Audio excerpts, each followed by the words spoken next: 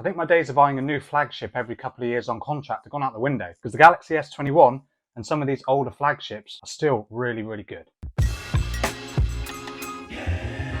The Galaxy S21 still has a lot going for it in 2023. There are a couple of drawbacks that I'm going to highlight in this video. But to start, let me talk about the 6.2-inch Dynamic AMOLED 2X display, 120Hz HDR10 Plus support, and 1300 nits of peak brightness. It's a really nice display, plenty bright enough for outdoor use. That 120Hz display is really fast and really responsive, really bright, punchy colors and vivid. 1080p display, which of course was a bit of a controversial thing that Samsung did, going from the S20 to this S21, going from a Quad HD to a 1080p panel, but that is something that they've of course carried on the S22 and this year's S23. But I don't think it's a big deal, especially on a pretty small 6.2-inch display. It's still got over 400 pixels per inch, and it is still plenty sharp enough for everyday use. The build of the phone is another area where Samsung cut a few corners to get the price a little bit lower than the S20's launching price. They swapped the glass back to polycarbonate plastic back, but they do still stick to the aluminium rails and around that camera housing. So that is something that did turn a few heads when the S21 was first released, but it did allow Samsung to launch the S21 at £200 less than the S20, going from $999 to $799 launch price on the S21. Even now, I still think that was a great move. The plastic back is still really good. It's nice and durable, and it makes the phone a little bit more lightweight as well, as the glass is a little bit heavier. But overall, I think it's a really great design move. The S21 had a glass back, so it is just the entry-level S21 that went for the plastic back. We do get full wireless charging support on the S21 as well, so that's not something that they took away in place of using a plastic back. So overall, the design of the S21 is still really nice in 2023. Of course, aesthetically, the display is no different than the S22 and the S23. You've got a full, almost bezel-less design on the front and that punch hole cutout in the top center. You also get a super fast in-display ultrasonic fingerprint scanner on the S21, and I found this to be really fast, really responsive. I haven't put a screen protector on this S21. It's probably the first phone that I bought that I haven't put a screen protector on it, and it does seem to be aging pretty well in my use. There's a few light scratches, which I think some of them were on there when I actually got the phone, but the Gorilla Glass Victus seems to do a pretty good job at keeping the display as new as possible. And of course, without using a screen protector, it makes that under display fingerprint scanner super fast. I have got an S21 Ultra. I will be dropping a separate video on this phone, so subscribe so you don't miss out when I drop that video. But I have put a screen protector on this phone, and that does seem to affect the quickness and the accuracy of the in-display fingerprint scanner. But on the regular S21, no screen protector, and it seems to do a really great job at recognizing my finger. 10 megapixel selfie camera up in the top center. I'll get more into the photo quality again in a bit. But overall, yeah, the design of the S21 is really great. In RAM and storage options, you get 8 gigabytes of RAM and either 128 or 256 gigs of non-expandable storage. There's no micro SD card in the S21, so you are stuck with whatever you choose. And then you also get a 4000 mAh battery packed inside the S21, which for me has been absolutely fine getting me through a full day. It is noticeable that it's not as strong as, of course, 5000 mAh batteries on other budget devices.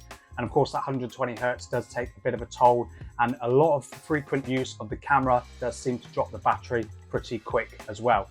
But just overall use for me, a little bit of use on the camera, a bit of messaging, social media, all that sort of stuff, and it does get me through a full day. I get to the end of the day with about 30%, 20 to 30%, something like that, with a few hours of screen on time. So it's not great, but it's not horrendous either. And performance, at least here in the UK and Europe, is taken care of by the Exynos 2100, built on a 5nm process. And this gives me blazing fast performance. I've not had a single instance of anything stuttering or apps closing in the background or anything like that. Apps open really quickly. A bit of gaming is handled very well on this phone. Of course, probably the Snapdragon 888 version that you find in the US and China is going to be a little bit more powerful and probably more power efficient as what this Exynos version is, and that seems to be the case across the board with the Exynos models. But overall for me, the Exynos has done a really great job for my everyday use. No stutters, no stammers, literally nothing. Fluid use all the time, and thanks to that 120Hz display, has given me a really pleasant experience using the S21. And software, you get the newest Android 13 on top of One UI version 5.1. How many more years of updates you're going to get on this S21, I'm not entirely sure. I'd imagine you're probably going to get another year to give you 3 years of full software updates. But I know Samsung are pushing for 5 years of full software updates on a lot of their newer phones, but I can't quite remember when that starts from or which models that starts from. But overall, One UI is a really great skin to have. It's probably one of my favorite as well as stock Android, and I do quite like the Magic UI on the Honor phones as well. But One UI is great. It's got plenty of customization options with your themes, wallpapers, changing your icons and all that sort of stuff. A really pleasant experience using One UI, and that has been the case across the board with any of the Samsung phones that I've used, even the ones that run One UI Core on the budget phones. A stripped back version of One UI, but you get the full works here on the S21. And lastly, if we talk about the cameras on the S21, you get a triple camera system on the back consisting of a 12 megapixel f1.8 primary camera with optical image stabilization. You also get a 12 megapixel f2.2 ultra wide and then a 64 megapixel 3x telephoto camera at f2.0. This also has optical image stabilization. So there's no OIS on the ultra wide camera, but that does support Samsung Super Steady mode when you're shooting video mode on the ultra wide camera. And photos from the S21 are really great photos, plenty of detail. Although it's not a pixel binning camera, the 12 megapixel images are really great, really sharp, plenty of color. Samsung's normal color profile, of course, but I actually really like this. It makes the colors pop a little bit more than what you would find on other phones. So yeah, really great photos. Portrait mode does a great job at subject separation. And then of course that 3x telephoto camera does let you get closer to subjects, and you can shoot all the way to 30x digital zoom. I probably wouldn't go any further than about 10 times zoom, but the 3x telephoto shots are really great. And then the 12 megapixel ultra wide camera is really great as well. Plenty of detail like the main camera. You do of course get a narrower aperture, so in lower light situations it's not going to perform quite as well, but in bright conditions you get some really great detail on that ultra wide camera as well. Overall, the triple camera system on the S21 is still really great. Of course, it was a flagship phone 2 years ago, and it is now surpassed by other flagship phones, but I still think this does perform considerably better than the majority of budget phones that I'm reviewing. But of course, they are a lot cheaper initially, whereas this was about 800 quid when it first came out. So overall, the camera system on the S21 for stills is really great. Video mode isn't too bad as well. Of course, Samsung aren't quite at the top of the video ranks. That's always been an Apple thing. But the S21 does shoot some pretty good video, nice and stable, thanks to the optical image stabilization on 2 of the lenses, and then Samsung Super Steady mode on the ultra wide, so you get some really nice smooth video. You can of course shoot 8K video on the S21, but you're going to find that that's going to use up a ton of space really quickly if you use 8K a lot. So personally for me, when I'm doing all of my videos of like my kids or anything else, I generally tend to just stick to 1080p. I don't even shoot in 4K half the time, and that seems to produce some really nice video. So here's a quick sample video coming from the 10 megapixel selfie camera on the S21.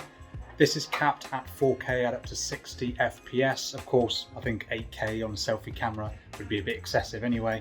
But yeah, 4K video on the S21 is great. It's really nice quality video.